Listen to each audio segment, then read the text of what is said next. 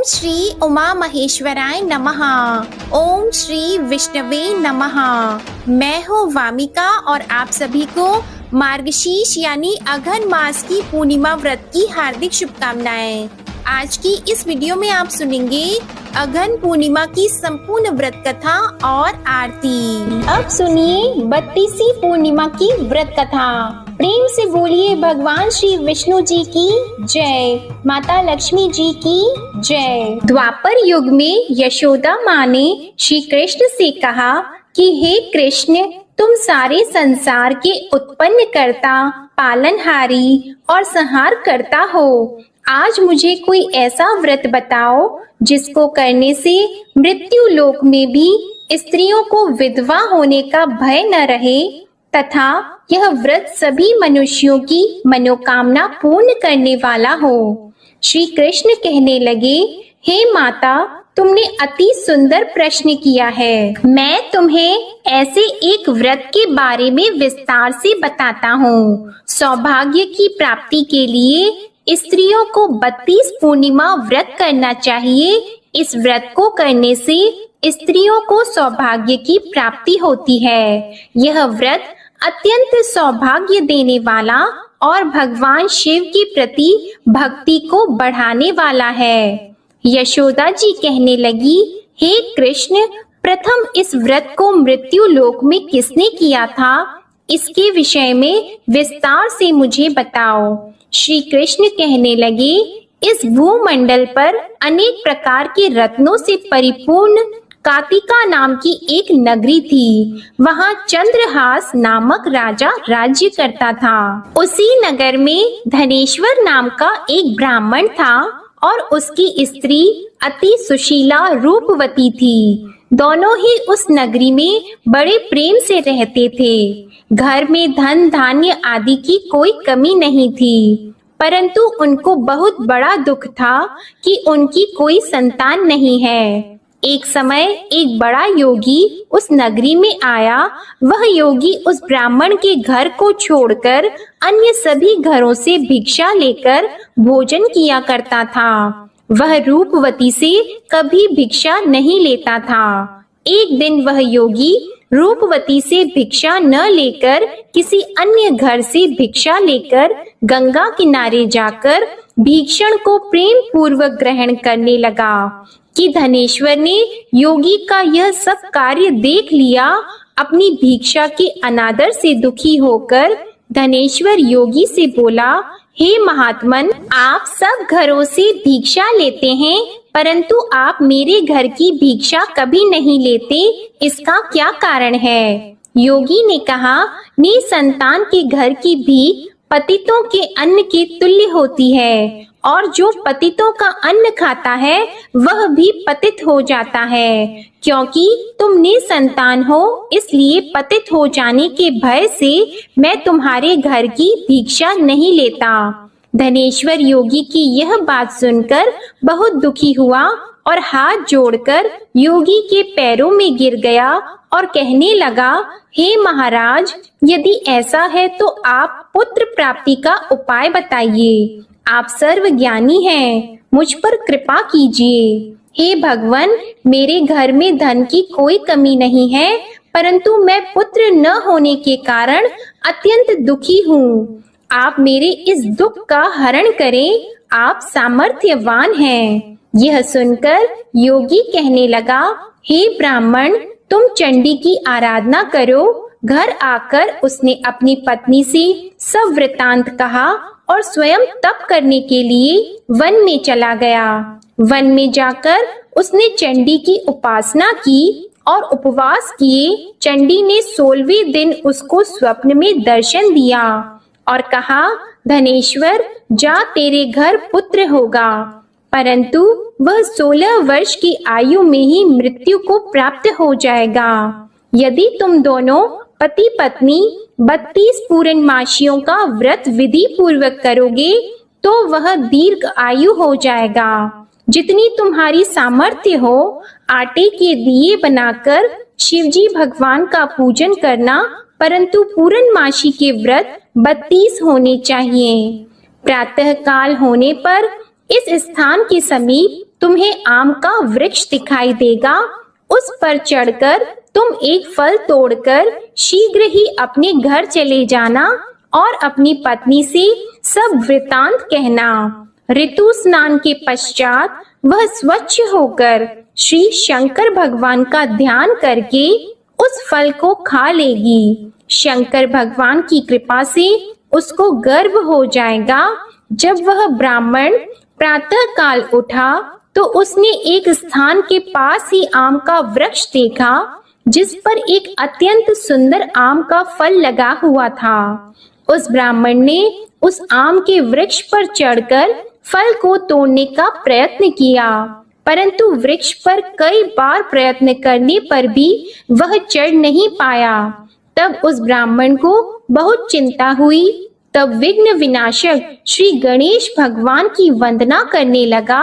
हे दयानिधि, अपने भक्तों के विघ्नों का नाश करके उनके मंगल कार्य को करने वाले, दुष्टों का नाश करने वाले, रिद्धि सिद्धि प्रदान करने वाले, आप मुझ पर कृपा करके इतना बल दें कि मैं अपने मनोरथ को पूरा कर सकूं।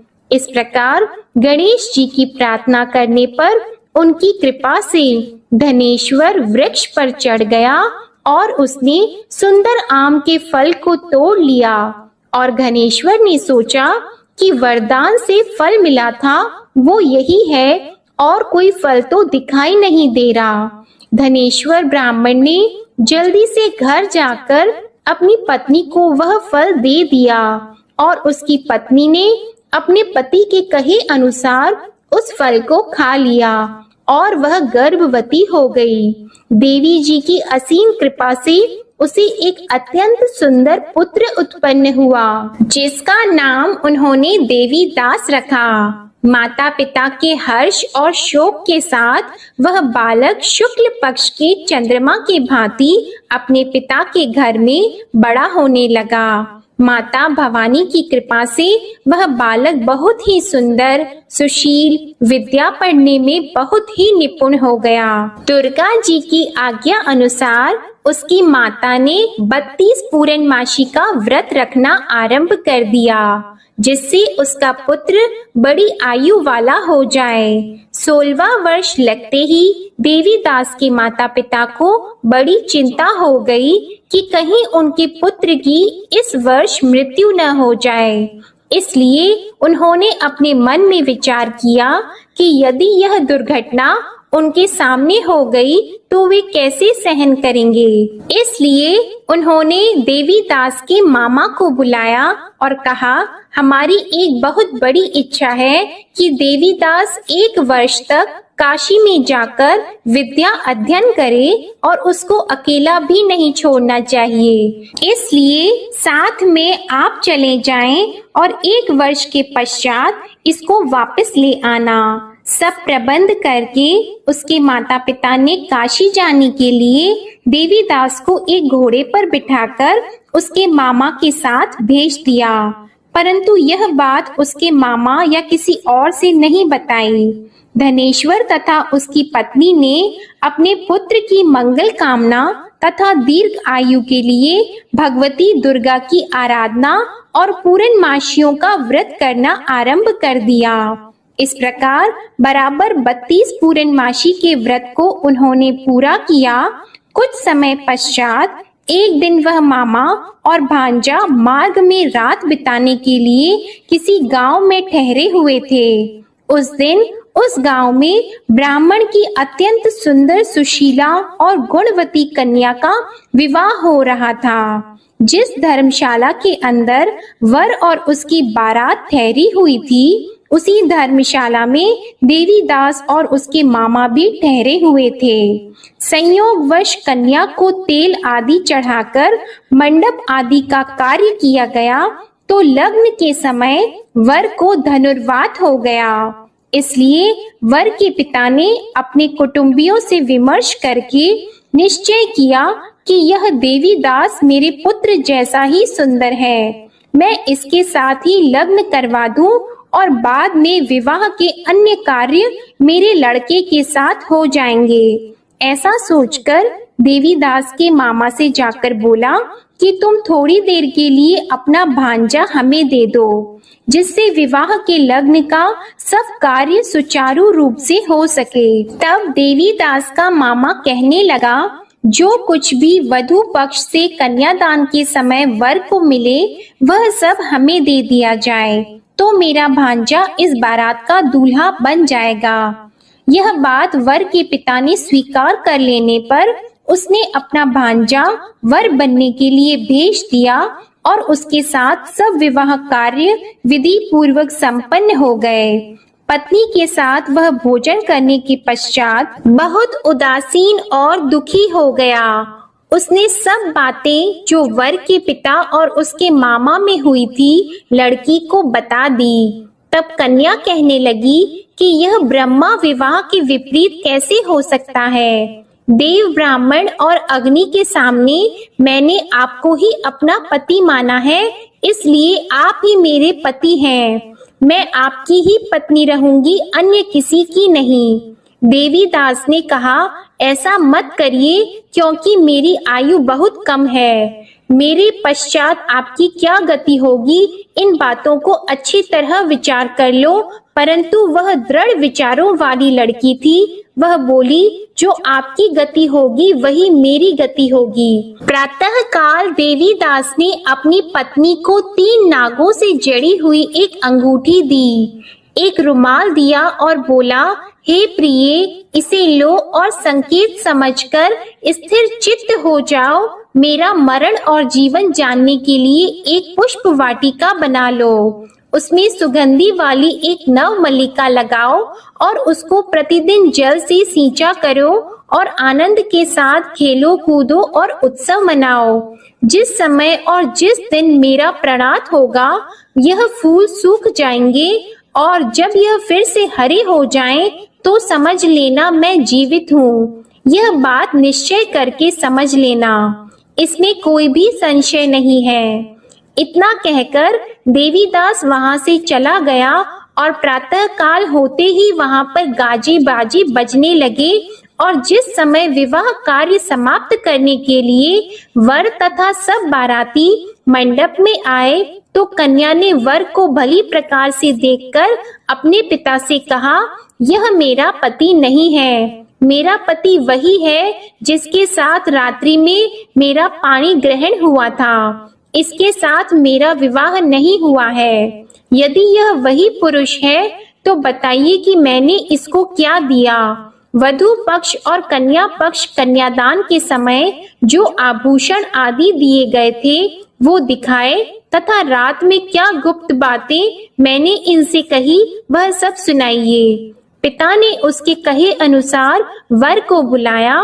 कन्या की यह सब बातें सुनकर वह कहने लगा, मैं नहीं जानता। इसके पश्चात लज्जित होकर वह वहां से चला गया और सारी बारात भी अपमानित होकर वहां से लौट गई। भगवान श्री कृष्ण बोले, हे माता, इस प्रकार देवीदास काशी विद्या अर्जन के लिए वहां से चले गए और जब कुछ समय बीत गया तो काल से प्रेरित होकर एक सर्प रात्रि के समय उसको डसने के लिए वहां पर आया। उस विषधर के प्रभाव से उसके शयन का स्थान चारों ओर से विष की ज्वाला से विषैला हो गया, परंतु व्रत के प्रभाव से उसको काट नहीं पाया, क्योंकि पहले ही उसकी माता ने 32 पूर्णमासी का व्रत रखा था। इसके बाद मध्याह्न के समय स्वयं काल वहां आया और उसके शरीर से प्राणों को निकालने का प्रयत्न करने लगा, जिससे वह मूर्छित होकर पृथ्वी पर गिर गया। उसी समय माता पार्वती के साथ भगवान शंकर वहां आ गए। उसको मूर्छित दशा में देखकर माता पार्वती जी ने शंकर जी से प्रार्थना की, हे महाराज, इस बालक की माता ने पहले ही 32 पूर्णिमा का व्रत पूरा किया था, जिसके प्रभाव से आप इसको प्राण दान दें। माँ भवानी के कहने पर भक्त वत्सल भगवान शिव जी ने उसको प्राण दान दे दिया। इस व्रत के प्रभाव से काल को भी पीछे हटना पड़ा और देवीदास स्वस्थ होकर बैठ गया।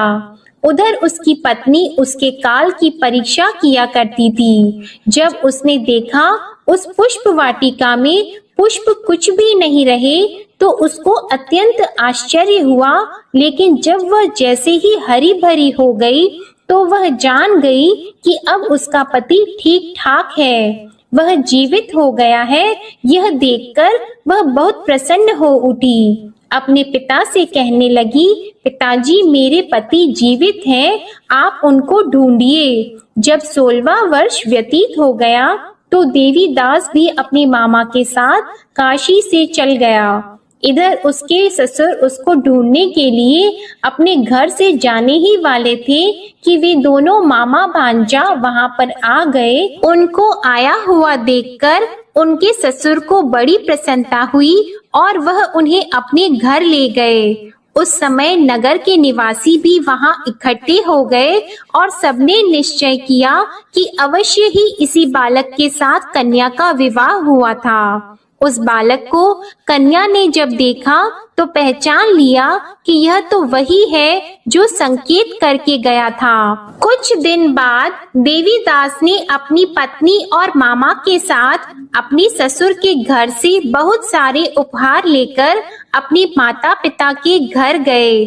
अपने गांव के निकट पहुंचने पर कई लोग उसके माता पिता को पहले ही खबर देने चले गए कि तुम्हारा पुत्र देवीदास अपनी पत्नी और मामा के सहित आ रहा है।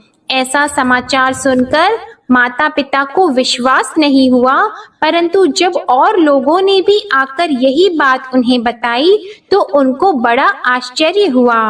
लेकिन थोड़ी देर में देवीदास ने आकर अपने माता पिता के चरणों में अपना सर रखकर प्रणाम किया और उसकी पत्नी ने अपने सास ससुर के चरणों को स्पर्श किया तो माता पिता ने अपने पुत्र और पुत्र वधू को हृदय से लगा लिया और दोनों की आंखों में प्रेम अश्रु बहने लगे। अपने पुत्र और पुत्र वधू के आने की खुशी में धनेश्वर ने बड़ा ही भारी उत्सव किया और ब्राह्मणों को दान दक्षिणा देकर प्रसन्न किया।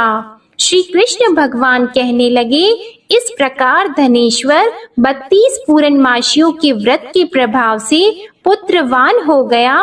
जो भी स्त्रियां 32 पूर्णमासी के व्रत को करती है वे जन्म जन्मांतर में वैधव्य का दुख नहीं भोगती और सदैव सौभाग्यशाली रहती है। व्रत करने वाला चाहे स्त्री हो या पुरुष भगवान शंकर की कृपा से संसार के सकल आनंद भोग कर अंत में आवागमन रहित होकर शिव लोक को प्राप्त होता है। प्रेम से बोलिए श्री लक्ष्मी नारायण भगवान की जय, उमा महेश्वर भगवान की जय।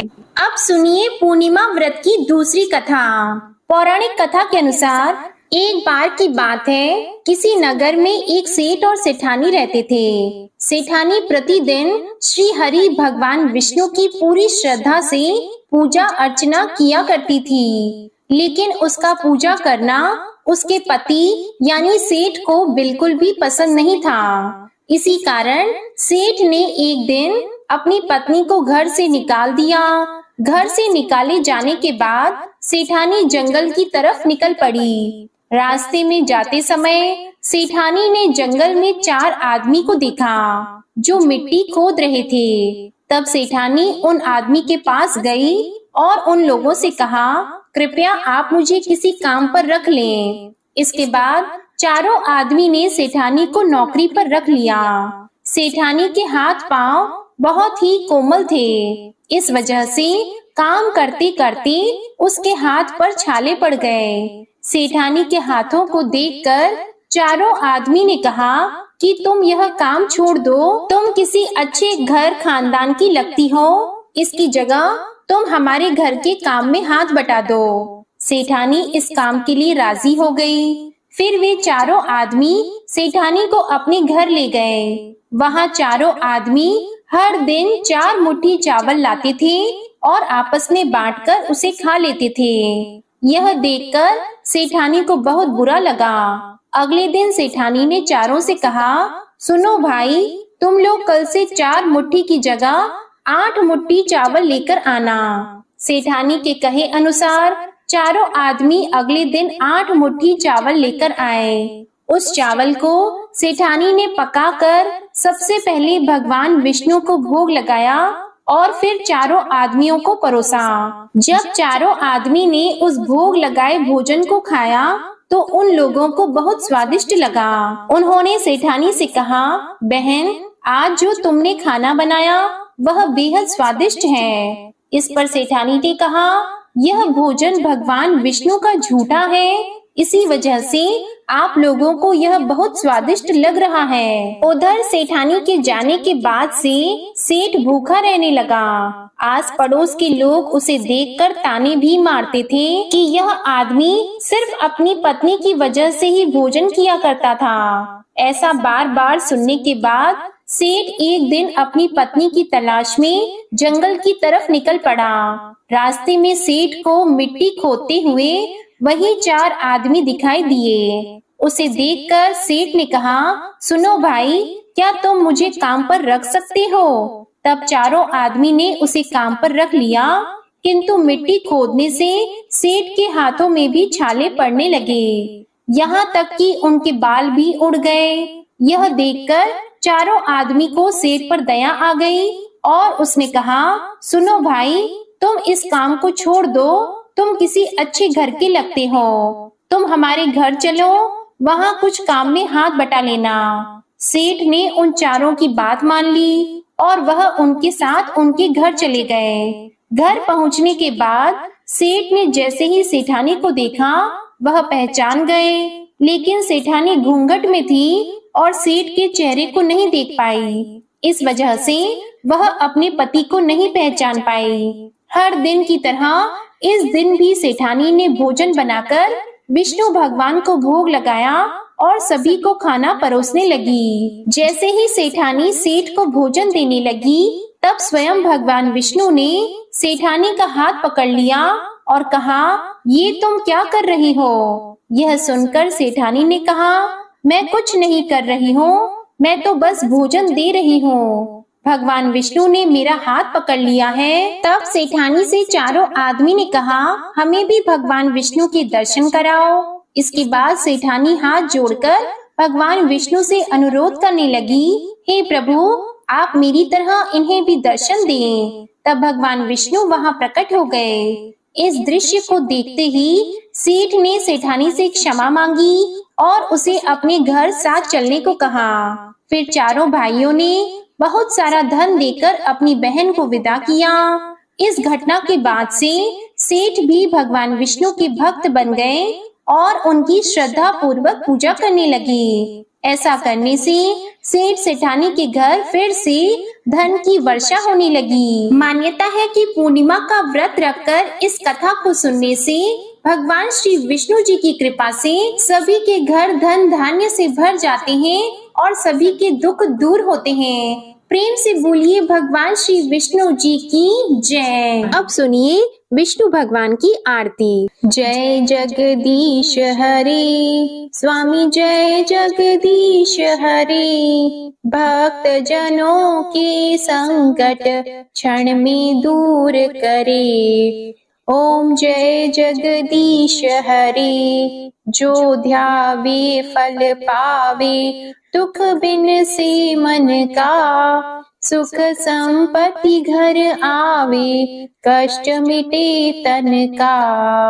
ओम जय जगदीश हरे, मात पिता तुम मेरी, शरण गहूं किसकी, तुम बिन और न दूजा, आस करूं जिसकी। ओम जय जगदीश हरे, तुम पूर्ण परमात्मा, तुम अंतर्यामी, पार ब्रह्म परमेश्वर, तुम सबके स्वामी। ओम जय जगदीश हरे, तुम करुणा के सागर, तुम पालन करता, मैं मूर्ख खल कामी, कृपा करो भरता। ओम जय जगदीश हरे, तुम हो एक अगोचर, सबके प्राण गणपति, किस विधि मिलूं दयामय, तुमको मैं कुमति। ओम जय जगदीश हरे, दीन बंधु दुख हरता, तुम ठाकुर मेरे, अपने हाथ उठाओ, द्वार पड़ा तेरे। ओम जय जगदीश हरे, विषय विकार मिटाओ, पाप हरो देवा, श्रद्धा भक्ति बढ़ाओ, संतन की सेवा। ओम जय जगदीश हरे, तन मन धन और संपत्ति सब कुछ है तेरा, तेरा तुझको अर्पण क्या लागे मेरा। ओम जय जगदीश हरे, श्री जगदीश स्वामी जी की आरती जो कोई नर गावे, कहत शिवानंद स्वामी, कहत शिवानंद स्वामी, मन वांछित फल पावे। ओम जय जगदीश हरे, जय जगदीश हरे, स्वामी जय जगदीश हरे, भक्त जनों के संकट क्षण में दूर करे। ओम जय जगदीश हरे, ओम जय जगदीश हरे, ओम जय जगदीश हरे। प्रेम से बोलिए भगवान विष्णु जी और माता लक्ष्मी जी की जय। आपको ये कथा पसंद आई हो तो वीडियो को लाइक करिएगा, शेयर करिएगा, कमेंट में भगवान श्री लक्ष्मी नारायण जी और श्री उमा महेश्वर भगवान की जय जरूर लिखिएगा और चैनल को सब्सक्राइब जरूर करिएगा। इसी के साथ श्री सत्यनारायण भगवान की कथा की वीडियो भी हमारे चैनल पर आप जरूर सुनिएगा। जय श्री राधे कृष्णा।